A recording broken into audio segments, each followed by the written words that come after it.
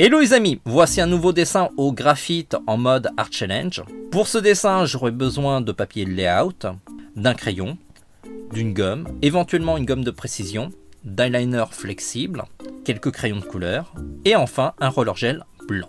Pour cette vidéo, les commentaires audio seront génériques, ça va me permettre de publier les dessins beaucoup plus vite. Surtout qu'en général, on procède toujours de la même manière, dessin, contour et colo. En tout cas, s'il y a des passages que vous n'avez pas compris, n'hésitez pas à me le dire en commentaire. Ça me donnera des pistes pour faire des vidéos qui vous expliquent ce que vous n'avez pas compris.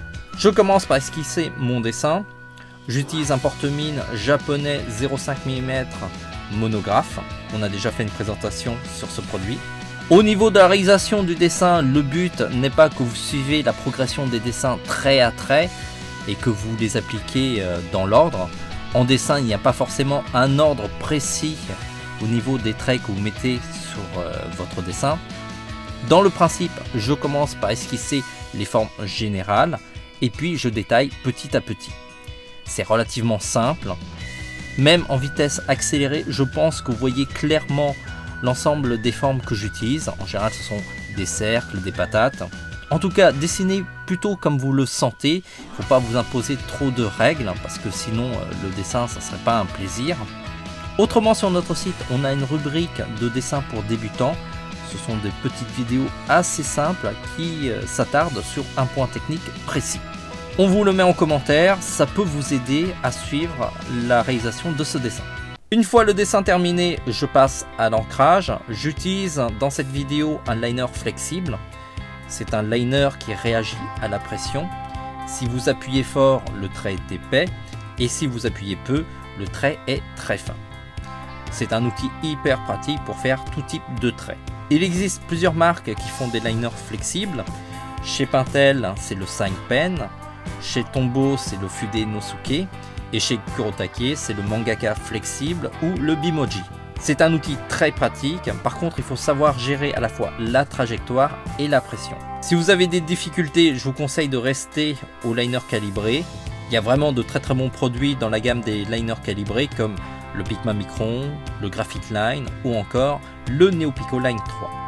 Pour ce dessin, j'utilise du papier layout, ça me permet de colorier beaucoup plus facilement. Si vous n'aimez pas le papier layout, je vous propose un autre papier aussi, c'est le Dilator 110. C'est un papier beaucoup plus épais et lisse. C'est en général le papier que je recommande pour les débutants. Le contour est terminé, je vais gommer les traits de crayon qui pourraient me gêner durant la colorisation. Dans cette étape, j'utilise une gomme bloc, ça me permet de gommer une grande surface assez rapidement. Pour la colorisation, j'utilise des feutres graphite, ce sont des feutres à alcool double pointe. Pour ce type de dessin qui est en mode Art Challenge, je vais utiliser uniquement 12 feutres et toujours les mêmes feutres, quels que soient les dessins. C'est une manière pour moi de vous montrer qu'on n'a pas forcément besoin de beaucoup de couleurs pour être créatif. Bien sûr, si vous avez beaucoup plus de feutres, c'est encore mieux. Mais parfois, quand on a un cadre assez strict, ça permet d'être plus inventif.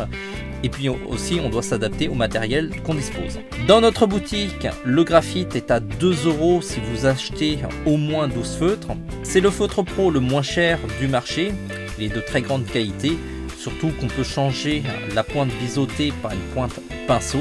Et ça permet de faire évoluer le feutre en Neopico Color ou en équivalent de Copic.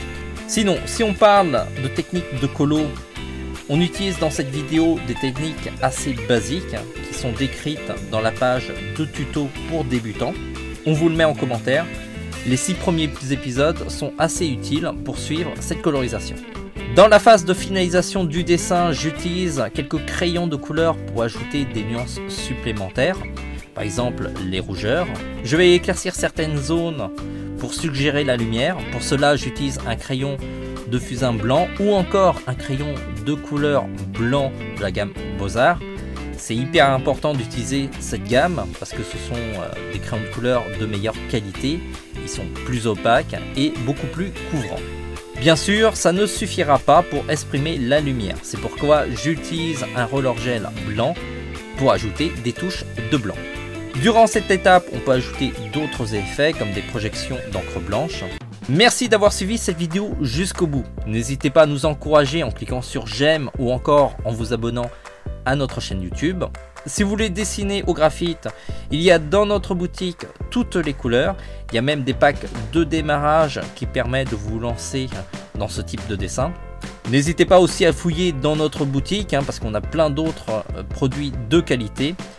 Et puis n'oubliez pas que c'est grâce à vos achats qu'on peut continuer à créer toujours plus de contenu accessible toujours gratuitement à tous.